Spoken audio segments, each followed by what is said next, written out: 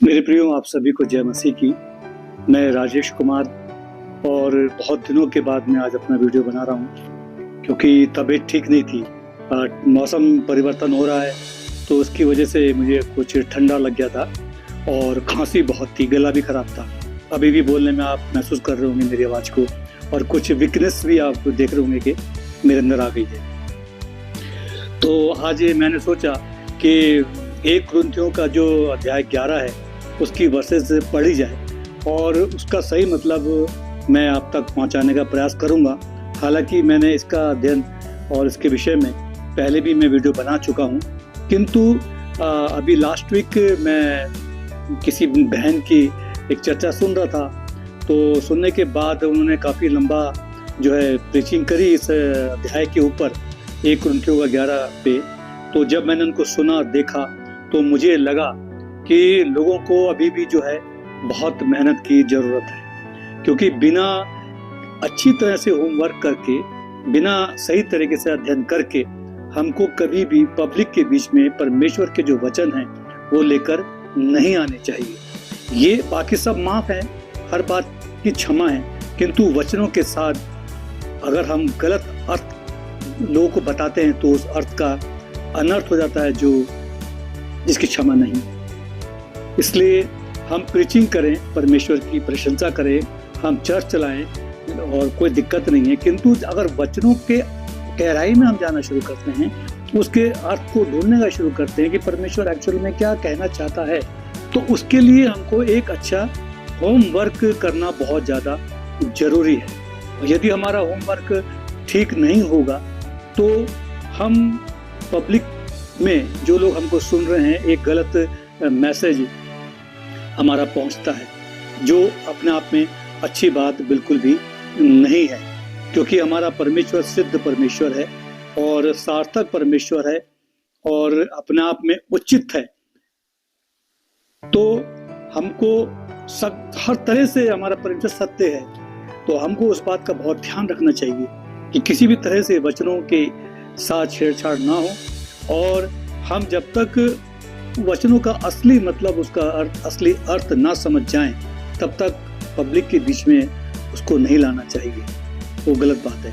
तो आज मैं आपके सामने अधिक समय ना लेते हुए मैं आपको बताऊंगा। तो जो मैंने सुना था वहाँ पे जैसे बताया गया है कि जो स्त्री होती है, स्त्री का जो सर होता है वो पुरुष होता है और पुरुष का जो सिर होता है वो मसीह होता है और मसीह का जो सिर होता है वो परमेश्वर होता है। तो ये एक चेन बनी है परमेश्वर मसीह और मनुष्य के बीच की जो मध्यस्थता है और जो रिश्ता है इसको कायम करने के लिए। किंतु उन्होंने जो एक गलत बात बताई वो ये बताई कि स्त्री को पत्नी बता दिया और पुरुष को पति बता दिया। तो ये पूरे वचन का जो है अर्थ का अनर्थ हो गया, क्योंकि कहीं पर भी ऐसा नहीं लिखा हुआ है, पति पत्नी शब्द नहीं लिखा है। तो कुछ इंग्लिश में भी इन्होंने वर्ड सुनाई, तो इंग्लिश क्योंकि बाइबल में नहीं पढ़ता या बहुत कम पढ़ता हूँ, तो फिर मैंने उसमें देखा कि ऐसा होना नहीं चाहिए कि हस्बैंड और वाइफ लिखा हो। तो फिर मैंने जब उसमें देखा तो उसमें भी मैन और वुमेन लिखा है, इसमें भी स्त्री और पुरुष ही लिखा है। तो मेरा कहने का तात्पर्य ये है कि अगर स्त्री का सर पुरुष है, पुरुष का सर मसीह है, तो स्त्री और पुरुष वो कौन है? पति पत्नी नहीं। स्त्री पुरुष संसार के प्रत्येक वो मानव हैं जिन्होंने स्त्री रूप में जन्म लिया और पुरुष रूप में जन्म लिया। एक परिवार के बहन भाई भी हो सकते हैं और भतीजी और चाचा भतीजी भी हो सकते हैं, ताऊ भतीजी भी हो सकते हैं, दादा पोती भी हो सकते हैं। ठीक है, ये वो स्त्री पुरुष का रिश्ता है, ना कि पति पत्नी और पति का। ये बिल्कुल गलत बात है ये, क्योंकि अगर एक रिश्ता संबंध बांधा है परमेश्वर ने तो स्त्री जाति के लिए और पुरुष जाति के लिए और मसीह के लिए और परमेश्वर के लिए। तो इसमें इस तरह की व्याख्या करना वो गलत है, क्योंकि जब तक शादी नहीं होगी किसी लड़की की या लड़के की तो वो पुरुष का सर नहीं हो सकते। फिर तो अगर पुरुष का सर नहीं है तो पूरा जो चैनल है परमेश्वर से जुड़ा हुआ जो संबंध है वो खत्म हो गया, टूट गया। उसका मतलब तो ये हो गया ना कि वो केवल पति पत्नी की रिश्ता नहीं, ऐसा बिल्कुल नहीं। इस संसार की प्रत्येक स्त्री का जो सिर है वो पुरुष होता है। वो क्यों होता है मैं अभी आपको वचनों में इसकी पूरी व्याख्या करूंगा। तो अब हम वचनों को पढ़ते हैं। सबसे पहले हम ये जानने का प्रयास करेंगे कि परमेश्वर ने इस 1 कुरिन्थियों का जो 11 अध्याय है, इसमें पूरे वचनों का, हालांकि परमेश्वर ने जो भी वचन है उसके पीछे उसकी जो गहराई है, उसका जो तात्पर्य है, परमेश्वर हमको क्या कहना चाहते हैं, क्या सिखाना चाहते हैं, क्या बताना चाहते हैं, वो उसमें निहित होता है।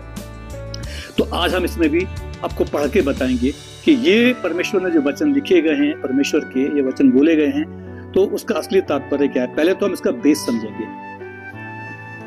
1 कुरिन्थियों 11 का पहला, तुम मेरी सी चाल चलो जैसा मैं मसीह की सी चाल चलता हूं। तो सबसे पहले परमेश्वर ने एक बात बता दी कि तुम मेरी सी चाल चलो,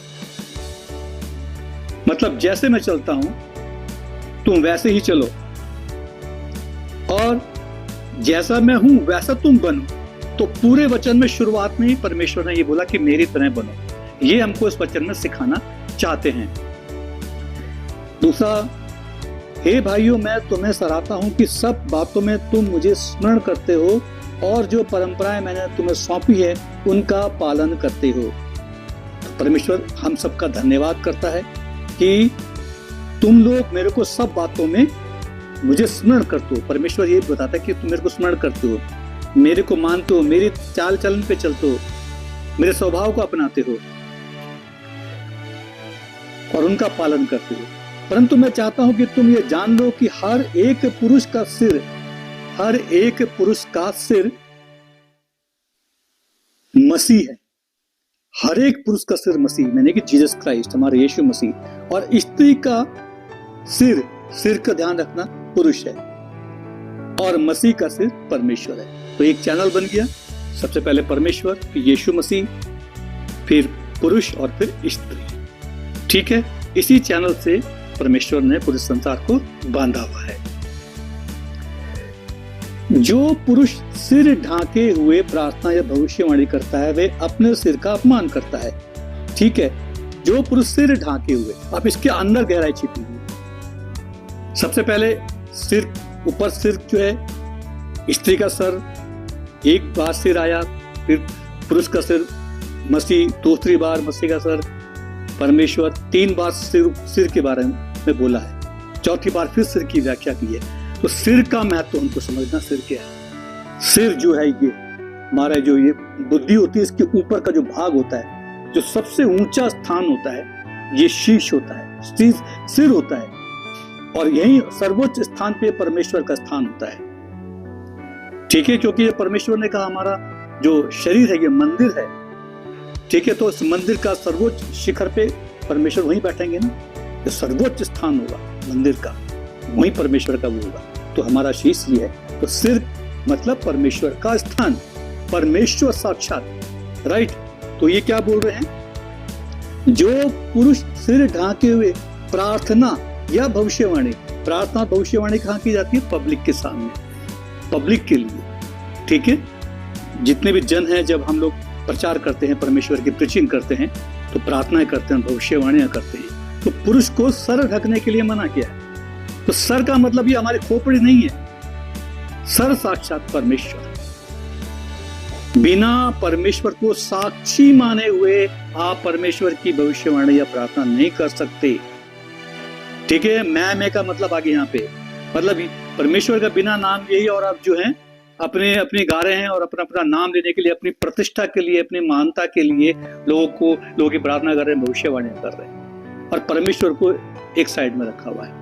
तो परमेश्वर को ढांक के बिना ओढ़नी ओढ़े परमेश्वर की, मतलब उनको ढांकना नहीं। और परमेश्वर जो हमारा क्या है, ओमनी प्रेजेंट परमेश्वर है, एक समय में हर जगह विराजमान है। तो हमारे मानव शरीर में नहीं है, ये भी हमको ध्यान रखना है। ओमनी प्रेजेंट है, मानव शरीर में नहीं है। ठीक है, तो उसको मन पुरुष के लिए बोला गया है कि उसकी अवहेलना नहीं करनी, उसको ढांकना नहीं है, उसको साइड में नहीं, बाय साइड नहीं करना है। ठीक है, ये उसका मतलब है। जो पुरुष सिर ढांके हुए प्रार्थना या भविष्यवाणी करता है, वह अपने सिर का अपमान करता है।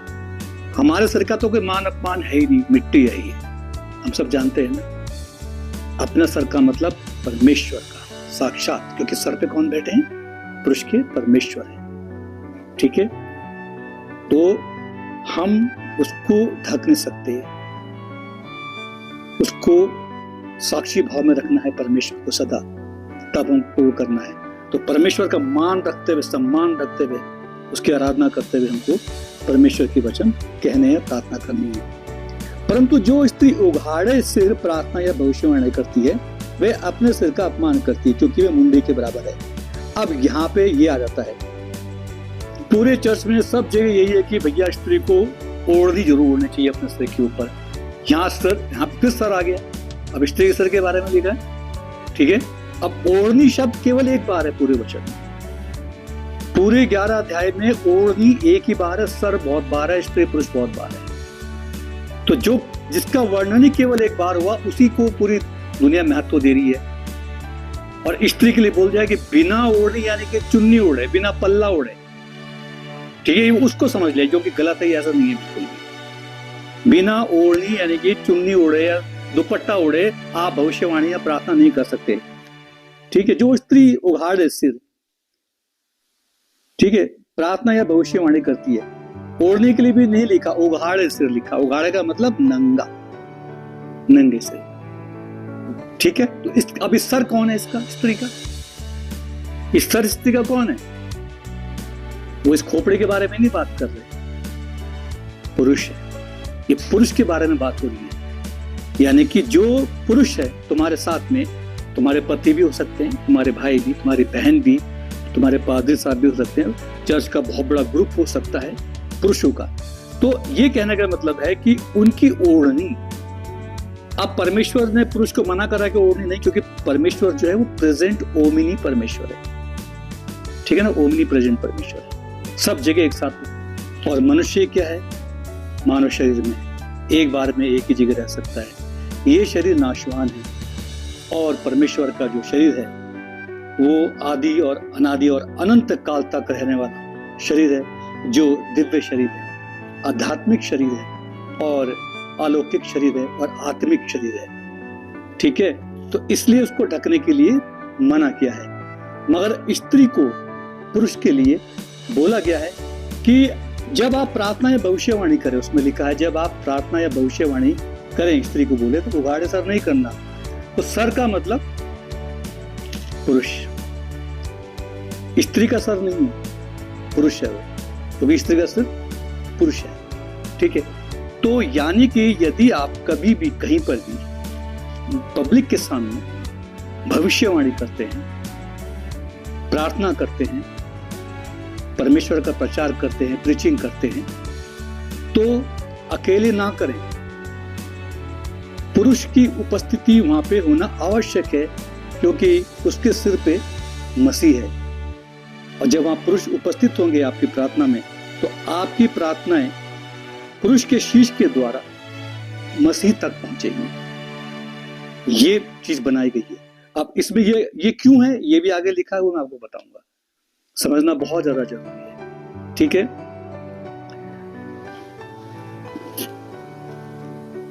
तो उघाड़ सिर प्रार्थना करती है, तो वह अपने सिर का अपमान करती है, ठीक है, अपने सिर का, पुरुष के सिर का अपमान करती है, राइट।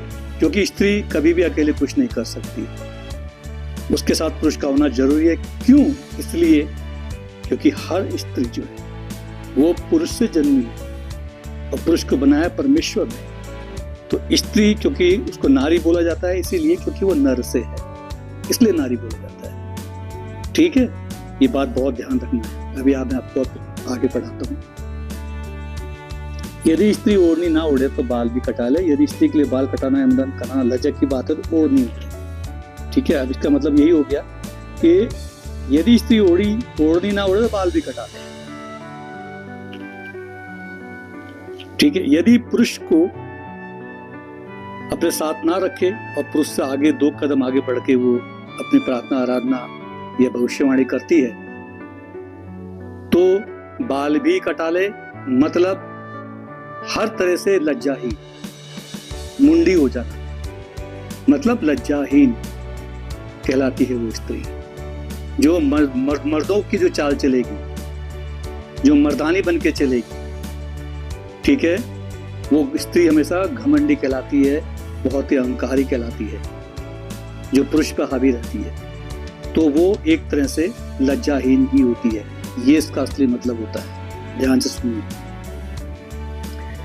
हाँ, पुरुष को अपना सर ढाकना उचित नहीं, क्योंकि वह परमेश्वर का स्वरूप और महिमा है। ठीक है ना? अब यहाँ वही बात आ गई। पुरुष को सर ढाकना इसलिए नहीं है क्योंकि वो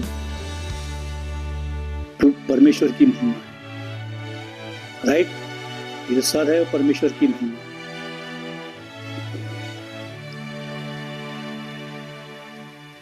अब इसमें ओढ़नी के बारे में केवल एक ही बार लिखा है पूरे वचन में।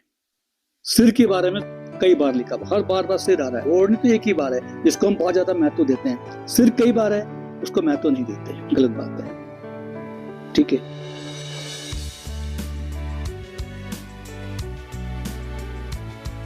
परंतु स्त्री पुरुष की महिमा है। ठीक है? स्त्री पुरुष की महिमा है। पुरुष की महिमा कौन है? परमेश्वर है, परमेश्वर का स्वरूप है ना? उसके साथ विराजिन परमेश्वर साक्षात विराजमान है पुरुष के साथ में, जो परमेश्वर की प्रार्थना करते हैं और भविष्यवाणियां करते हैं। उनके साथ परमेश्वर हमेशा उपस्थित रहते हैं, क्योंकि परमेश्वर का स्वरूप पुरुष का अनुसार है, परमेश्वर का स्वरूप और महिमा है। परंतु स्त्री पुरुष की महिमा है। ठीक है?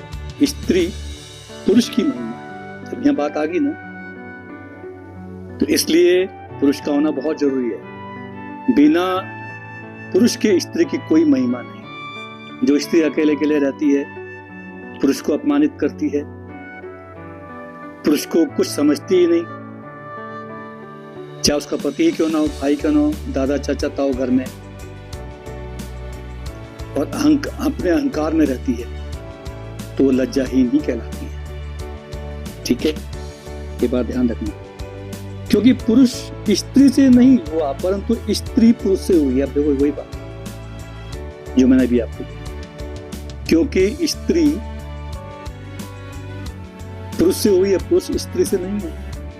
पुरुष डायरेक्ट परमेश्वर से है। परमेश्वर ने उसको खुद अपने हाथों से रचा है, और फिर उसके बाद उसकी बाईं पसली निकाल के स्त्री की रचना करी। तो स्त्री का जो महिमा है वो कौन है? पुरुष है। ये परमेश्वर ने लिखा। तो मैं यहीं तक ही पढ़ूंगा, ज्यादा नहीं, अब गहराई में भी जाऊंगा, क्योंकि इतना ही मेरे को समझाना है। तो बस मेरा यही कहना है कि इस बात का हमेशा ध्यान रखें कि वचनों की गहराई में आपको जाना बहुत ज्यादा जरूरी है। ईसाई कहलाने से ये ईसाई बनना कुछ भी नहीं होता। ठीक है? ईसाई बनना, ईसाई कहलाना कुछ भी नहीं होता। ये सब बेकार की बातें हैं। अगर आप परमेश्वर में आए हैं, परमेश्वर से प्रेम करते हैं, तो आपको बाइबल के वचनों की गहराइयों को समझना है। जब हम परमेश्वर के वचनों की गहराई में जाते हैं, उसमें छुपे हुए रहस्य को जब ढूंढते हैं और पता करते हैं कि एक्चुअल में गहराई क्या है इसमें, इस बंद कमरे में, अलौकिक कमरे में जो बंद है, जो लॉक्ड है, उसको खोल के अगर देखो उसमें है क्या, वो देखो, उत्सुकता होनी चाहिए। ऊपरी तौर पे नहीं, क्योंकि ये परमेश्वरीय भाषा है, मानवीय नहीं है। ये ध्यान रखना। हम लोग क्या है कि मानवीय भाषा के अनुरूप ही अपने चाल चलन चलते हैं, सोच समझ के चलते हैं। तो बहुत सारे वचन ऐसे हैं जिसको हमने संस्कार बना लिए, रीति रिवाज बना लिए हैं, जो अपने आप में अनुचित है, उचित नहीं है।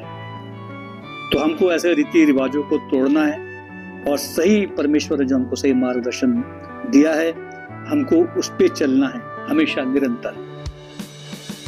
उससे पहले ही परमेश्वर ने बोल दिया, मेरी सी चाल चलो, मुझ जैसे ही बनो। तो अब परमेश्वर ने जो संबंध जो बनाया, जो चैनल बनाया है, स्त्री का सिर जो है वो पुरुष, पुरुष का सिर मसीह, मसीह का सिर परमेश्वर, ये चैनल है। अब लोगों ने हस्बैंड वाइफ बना दिया, ये रिश्ता जो हस्बैंड वाइफ का है। अब गलत बात, बहुत गलत बात है ये, अर्थ का अनर्थ है ये।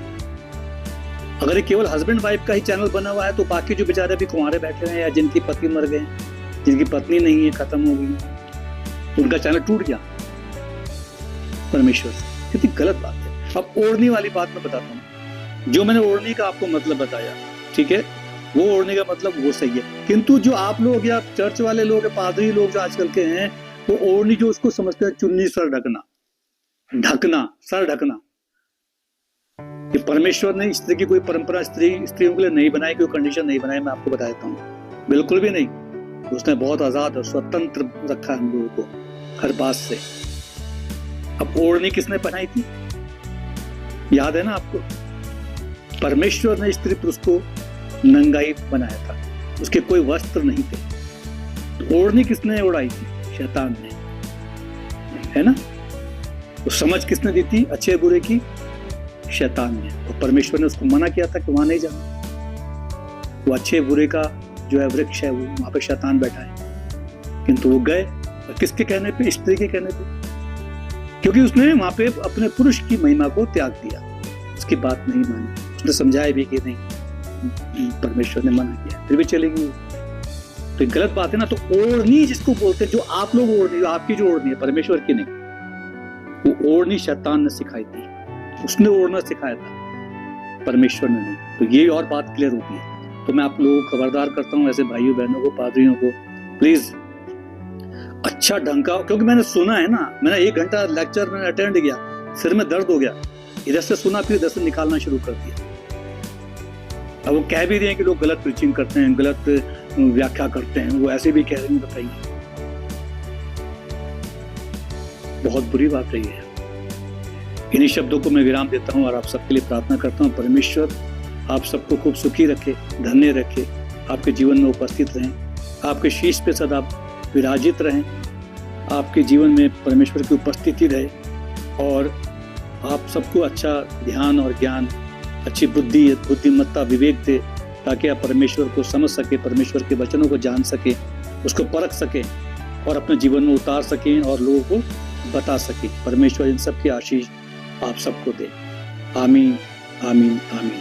परमेश्वर हमारे इन सब प्रार्थनाओं को सुने और कबूल करे। आमीन, आमीन और आमीन। जय यीशु, जय यीशु मसीह।